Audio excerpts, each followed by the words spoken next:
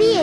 বাংলাদেশের প্রেক্ষাপটে আমাদের মেয়েদের স্বপ্ন হচ্ছে আমি বিয়ে করব, বরের সাথে বসবো পাশে, আমার গায়ে একটা সুন্দর বেনারসি শাড়ি থাকবে, আমাকে দেখতে সুন্দর লাগতে হবে। সুন্দরের সংজ্ঞা কি? আমার পেট দেখা যাবে, পিঠ দেখা যাবে, স্কিন তো দেখা যাবে, হাত পা তো অবভিয়াসলি দেখা যাবে, এবং চুল তো দেখা যাবেই। একটা স্টেজে সবার সামনে পুতুলের মতো বসে থাকে, আর তার পাশে একটা গাধা আর একটা গরু বসে থাকে। নন মাহারামরা দেখে, সাথে মাহারামরা দেখে, আর পাশে যে গাধাটা বসে আছে, যে গরুটা বসে আছে, ওই গরুর ফ্রেন্ড, এলাকার ছোট ভাই, এলাকার বড় ভাই, তারাও দেখতেছে এই মেয়েটাকে। তো এই মেয়েটার তো কোনো হেলদোল নেই, পর্দার তো কোনো জ্ঞান নেই। তার পাশে যে গাধাটা বসে আছে, ওটা তো প্রাউড ফিল করতেছে, মনে মনে হাসতেছে, মানে প্রাউড ফিল করতেছে, ও একটা জিতছি, মানে বিয়ে করছি, ও দেখ দোস্ত কত সুন্দর তোর ভাবি, আরে দেখ না দোস্ত, আরে কি মানে বউরে সবার সামনে দেখায়, সে খুব প্রাউড ফিল করতেছে। আরে গাধা কেন কথা বলতেছে, এটা পরে বলতেছে। আসলে যখন তোমার বউকে দেখে বলতেছে নামা তুই জিতছস, তার মানে সে তোমার বউয়ের চুল থেকে পায়ের নখ পর্যন্ত সে ভালোভাবে অবজার্ভ করছে। তুই কল্পনা করো, তোমার বউকে তুমি সুন্দরভাবে প্যাকেট করে বোরকা পরে তুমি বিয়ে ছেড়ে নিয়ে আসছো, তাহলে কি তোমার গার্লফ্রেন্ড বলবে যে মামা সেই একটা বিয়ে করছস, কারোর সাথে দেখতে পাচ্ছে না? এখন তুমি কল্পনা করো, তোমার বউকে তুমি সেটা আনোই নাই,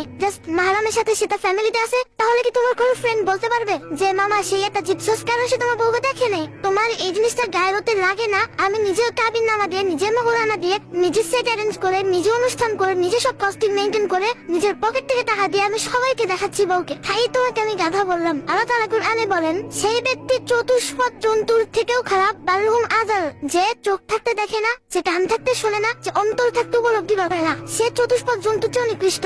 যে তার ওয়াইফের দায়িত্ব পালন করতে অপারগ, দায়িত্ব বলতে কি শুধু ভাত খাওয়ানো না, শুধু নিয়ে হানিমুনে যাওয়া না, শুধু নিয়ে ট্রিপে যাওয়া না, শুধু তাকে খাওয়ানো না। দায়িত্ববোধ কাকে বলে? তোমার বউকে তুমি পর্দার আড়ালে রাখবা, তোমার বউকে তুমি ঢেকে রাখবা, তোমার বউকে তুমি সবার চোখ থেকে আড়ালে রাখবা। This is the main responsibility of husband. তাকে বলা হয় দায়ুস। যে তার বউয়ের পর্দা মেনটেন করতে অপারগ, যে তার বউয়ের হায়া মেনটেন করতে অপারগ, সে ব্যক্তি হচ্ছে দায়ুস। আর দায়ুস কখনো জান্নাতে যাবে না, লা ইয়াদখুলুল জান্নাহ। তাহলে তুমি জাহান্নামে হচ্ছ, এট দ্য সেম টাইম তুমি হচ্ছে গরু ছাগল, কুকুর বিড়াল।